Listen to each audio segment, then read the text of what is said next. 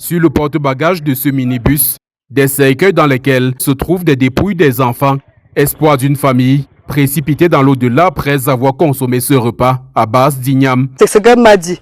Directement, comme la grande fille a préparé partage, on a mangé. Après quelques minutes, n'importe qui le mal du ventre, on dit que ça fait mal et on vomissait. On a passé la nuit à vomir.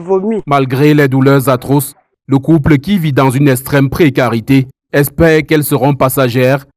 Sauf qu'au fil des minutes, leur état de santé va davantage s'aggraver, les obligeant à se rendre dans un centre de santé du quartier Ngwache, dans l'arrondissement de Bafoussam 3e, où se trouve leur maison familiale. Elle est allée à l'hôpital aux environs de 11 h comme ça, dans le petit centre. J'ai aussi insisté. On a insisté qu'il faut faire les examens. Elle ne voulait même pas, mais après, elle a accepté. Ils sont arrivés là, je pense qu'il se faisait même déjà tard. Quand ils sont arrivés, on a référé directement à l'hôpital régional. Faute de moyens financiers, le chef de famille n'obtempère pas aussitôt. Ils ont refusé de partir à l'hôpital régional parce qu'il se faisait tard. On les a laissés le matin. Là, on les a mis la pression de partir à l'hôpital régional. Conduits respectivement à l'hôpital régional de Bafoussam et à l'hôpital de district de la Mifi, la mère âgée de 47 ans et deux enfants âgés respectivement de 7 et de 10 ans passent de vie à trépas. L'hôpital du district nous a appelés et ayant pris le numéro sur notre carnet, nous disant que l'enfant qu'on a amené ici là est décédé.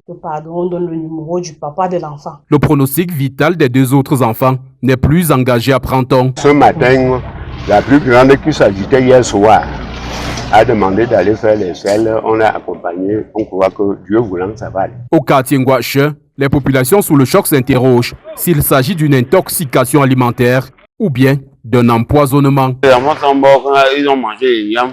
Les ignames qu'on dirait depuis 4 ans, ils mangent même les ignames. Ça ne les tue pas. Ou qu'est-ce qui s'est passé là, ce jour, ils sont tous morts. Les vrais enfants seulement couchés à la maison, tous morts. En espérant que lumière soit faite, les dépouilles ont été conduites à Balachi dans le département des Bamboutos pour inhumation.